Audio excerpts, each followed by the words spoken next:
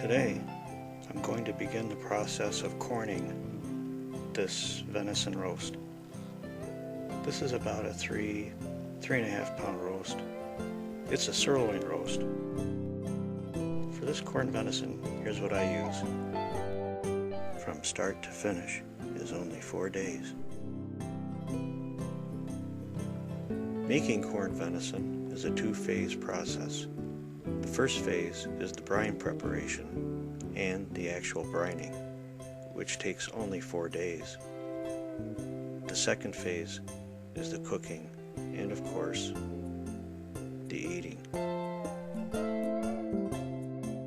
The word corning comes from how in the olden days the salt was in pellets the size of corn kernels, hence corning. With this roast, I need to reduce its thickness to about 1 or 2 inches. Make sure that your knife is sharp. A sharp knife is a safe knife. I need to trim out the silver skin and other connective tissue. I've done all this before. It's an excellent meat.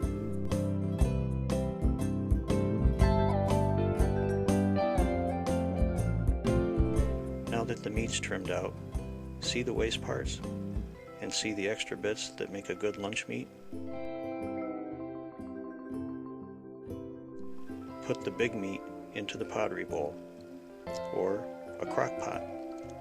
I used a crock pot.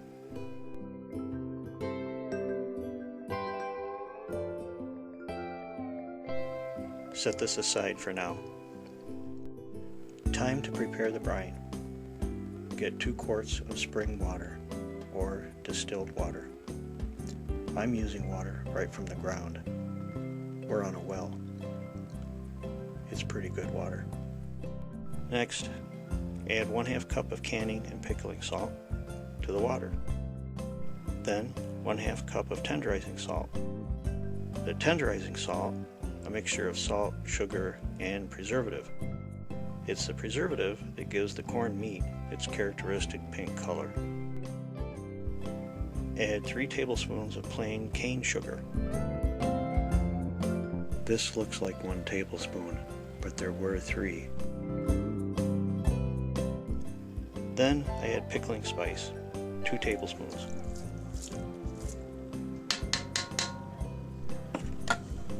Then 2 bay leaves.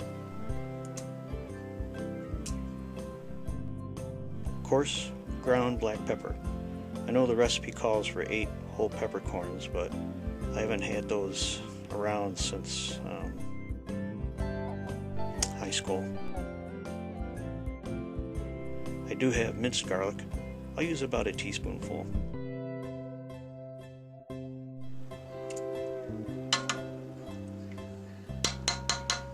There we go. The brine is supposed to be cooked in a glass or enamel saucepan, but I don't have one. So I'll use this coated Dutch oven style pot. Turn up the burner and heat to a boil, stirring occasionally with a slotted spoon.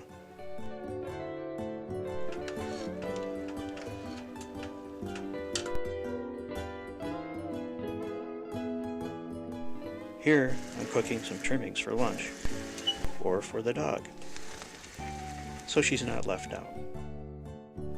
After the brine mix boils, remove it from the heat and set aside to cool completely before the next step. A few hours later, the brine is cooled. We're now ready to pour it onto the meat in the crock pot.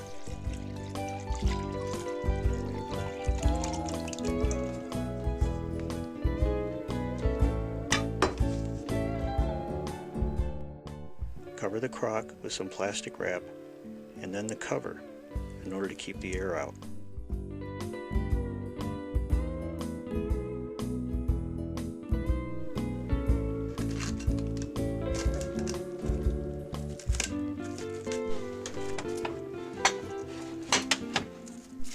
Then I carefully shove the crock pot into the refrigerator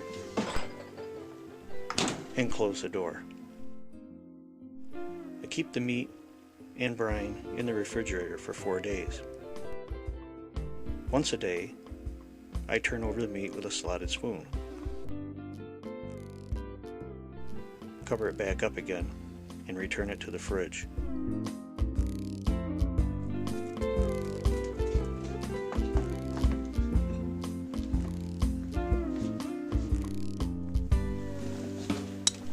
And close the door.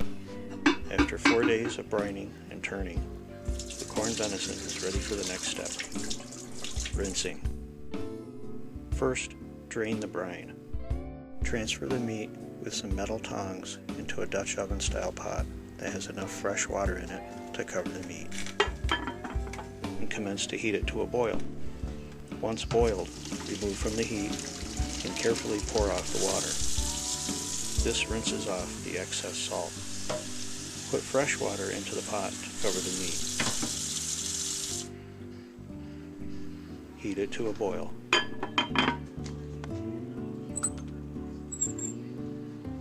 Then reduce the heat and simmer for the next 3 hours. Be careful around hot water. It's only as safe as we are. Ugh. I take a break here. Let the dog out into the blizzard. And then, maybe once the weather's passed, I take a walk out in the yard. When I return 3 hours later, I add my carrots, red potatoes, onions, and cabbage. After about 45 minutes, I check for doneness. If they're done, I take the pot off the heat. Remove the vegetables from the pot with a slotted spoon. Put them in a casserole.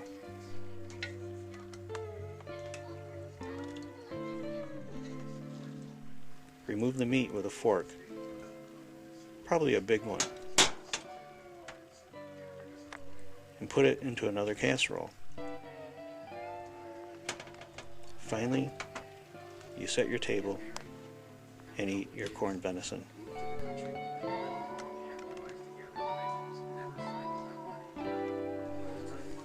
Mmm.